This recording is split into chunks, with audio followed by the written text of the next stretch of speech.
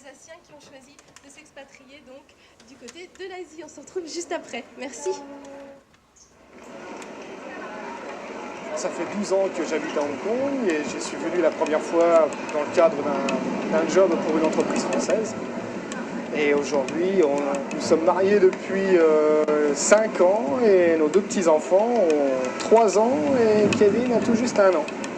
Ma mère est de Oberscheffelsheim, mon père de Schiltigheim et moi j'ai grandi à Elkirch. La vue sur la baie de Hong Kong qui est juste derrière nous est impressionnante par rapport à la vue que je pouvais avoir sur la ferme d'en face à Elkirch.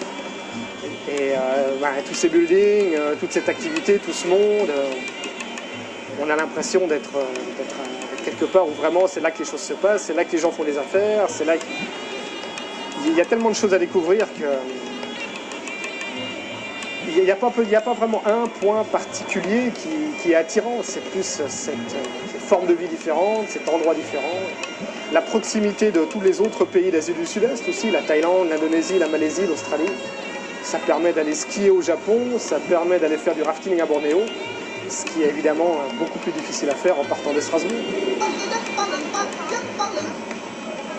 Alors, Hong Kong et l'Alsace ont beaucoup de similarités par rapport à le fait d'avoir une histoire spécifique. Hong Kong était en colonie britannique, a une histoire complètement différente de la Chine qui était communiste pendant 5 ans.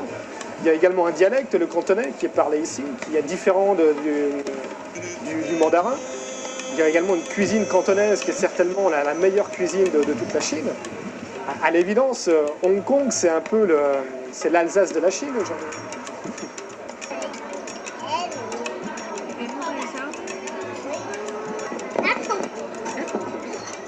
En fait, quand on mange chinois, on mange avec des baguettes, tout simplement, et quand on mange français ou européen, on mange avec fourchette et couteau.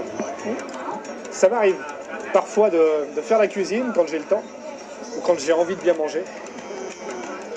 Mais chaque année à Noël, en général, c'est moi qui prépare le repas, avec bien sûr le foie gras, les escargots, et, comme à la maison. Ce qui me manque le plus, c'est la charcuterie au quotidien. On en trouve, mais pas aussi facilement. Charcuterie, fromage, oui, c'est une bonne salade de cervelas, ça. Mais bon, on a commandé chinois aujourd'hui, donc on va en rester là.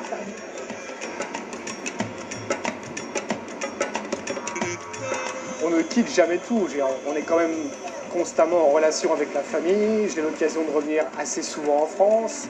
Le lien n'est certainement pas brisé, c'est plus la volonté de vivre autre chose, de travailler différemment, de découvrir d'autres personnes qui poussent à aller plus loin, mais certainement pas à quitter l'Alsace.